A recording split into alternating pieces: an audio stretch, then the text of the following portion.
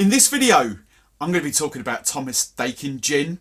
It's a gin that I haven't really paid much attention to, but it's quite an old gin. Look, it's got 1761 on the bottle. So if you want to know what it tastes like, if you want to know what tonic water I think works best with it, then please stay tuned.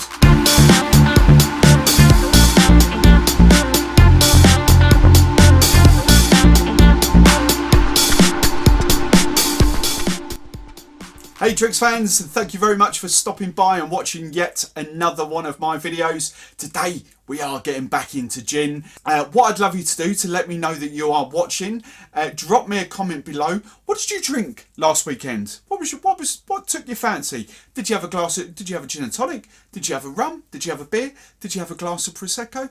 Let me know in the comments what you had to drink last weekend. We're going to get straight into this gin, which is Thomas Dakin Gin, which has been around since 1761. No, it hasn't. No, it hasn't. Very clever marketing going on here, but it is a very, very good gin. So this gin actually started life back in 2015. It's not a recipe from 1760s at all. It's a brand new recipe, and it comes from Quintessential Brands as well. Massive big boys. I've dropped them into these videos in the past. They're huge stables. They are kind of the brand owners of, we've got Bloom, we've got Opier Gin, we've got Greenall's Gin, and we've got Thomas Dakin Gin now. And I'll be totally honest as well, it's not a gin that I've actually picked up and tried before. Up until about a month ago, sort of end of July time was the first time I tried this. I kept seeing it in the supermarkets, but because of that, I don't know what was going on in my head, but because of that, I didn't pay it any attention at all. Now, as I say, it has been around since 2015, kind of got out there quite a bit more in 2016. Most major supermarkets stock it and carry it simply because of Quintessential Brands. They've got the buying power to get into all these supermarkets. So I never really knew what was going on with this gin. I just kind of dismissed it. And I'm really gutted that I have done, because when I did try it about a month ago, it was a blind tasting. I had no idea what it was. Instantly, and I was in a room with about 30 other bartenders, instantly we were all like, oh, that's really good. But a very, very interesting taste and a very interesting flavour going on. Something completely different. Yes, it is a London dry gin, but it has got one botanical in particular that kind of makes this really different. This is the brainchild of Joanne Moore, who is the master distiller up there at G&J. She is she's well known. She's one of the leading lights in the gin world, and she is the one responsible for Bloom, for Opier, for Greenall's. So this is her fourth creation to come out of there. The whole Thomas Dakin thing, well, this dude is actually quite famous as well, because he is the one that pioneered the gin industry back in 1760, hence 1761 on there, because he was a young lad who was just going out there and making proper premium gin. Now, as I said, this recipe has got nothing at all to do with any of his back in those days, but the influence has come from that era. Now, it took Joanne about 12 months to perfect this recipe. It uses 11 botanicals, 3 of which are secret. We don't know, which happens quite a lot with their gins. They never really give you the out-and-out recipe or the out-and-out botanical list goes in there. They'll divulge most of them, but there's always 2 or 3 secret ones. I have no idea why. Couldn't even guess what they are, because they're so out there, so different.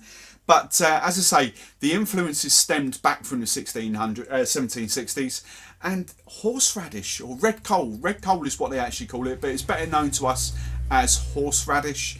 That's the main influence in this gin. Now, if we go back to those times, horseradish or red coal, as it was better known then, was actually given to wealthy travellers as a kind of a pick-me-up. That mixed with orange, I do believe. It was kind of just a drink, you know, perk them up after they've been on the seas or however they were travelling. And this was up north in Manchester. That's where this all stems from. Now let's talk about the botanicals.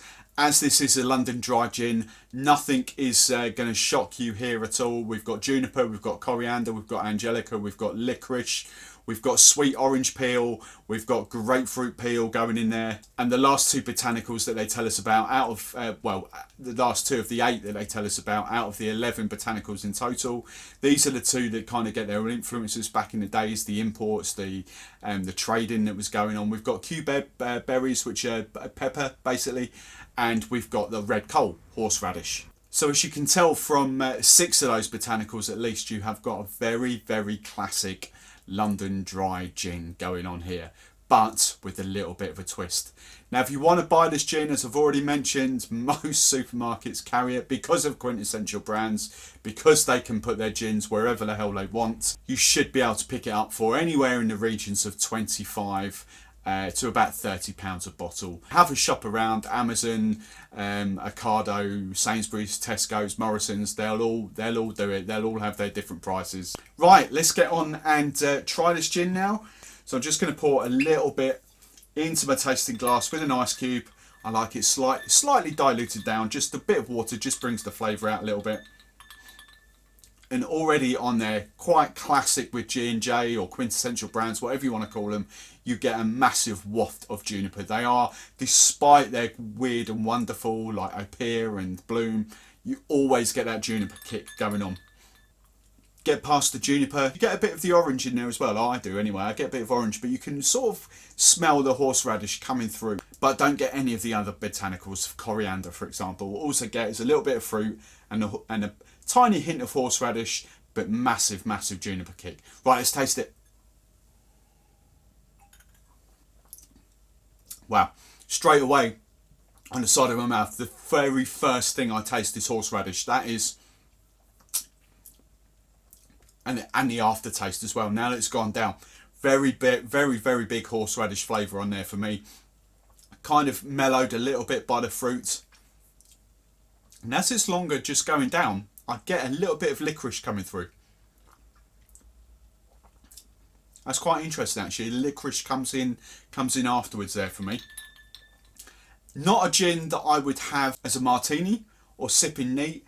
Definitely there are way smoother, better gins out there for martinis, in my opinion, for sipping neat. I'm not giving it a downer as such because I have tried it as gin and tonics, and it's one of these things that makes a cracking gin and tonic. But it's a neat gin, that's quite fiery because of the horseradish. That's right. Let me tell you about the tonics.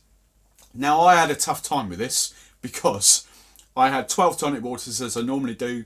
There was only about 3 or 4 flavoured ones in there, all the kind of classic ones. I struggled to really pick them out. I struggled to pick a winner because they all worked exceptionally well. So what I have done, I've kind of broken it down a little bit. I lumped Schweppes 1783 along with Fever Tree, and for me, Fever Tree was the better of the more bitter tonic waters there. I really enjoyed that.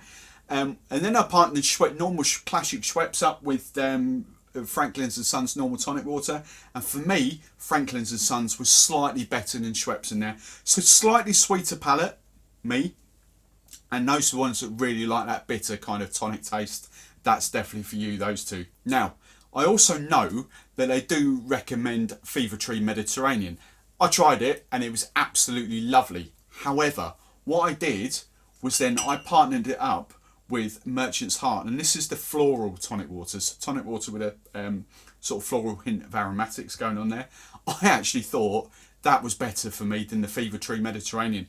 Very similar taste, very similar flavours, but for me that worked exceptionally well. Then I tried, I whacked out the whole of the Franklin's and Sons sort of flavoured range there. The rhubarb and hibiscus really worked. I didn't do the elderflower and cucumber, but I did do the pink grapefruit and bergamot, and that was certainly a miles better than the Fentimans grapefruit. But for quirkiness, and out of all of them, this rosemary and black olive tonic I thought was the best of the kind of subtle flavours that I tried with this gin. I just thought that worked very well. It is a really good gin, and for 25, 26, 27 pounds a bottle, that is a proper lovely premium gin that you definitely need to add to your collections. Because of that horseradish, it does give you a very different flavour profile than a lot of other London gins out there. So that's been Thomas Dakin Gin. I've been Steve the Barman, and I will catch you next time.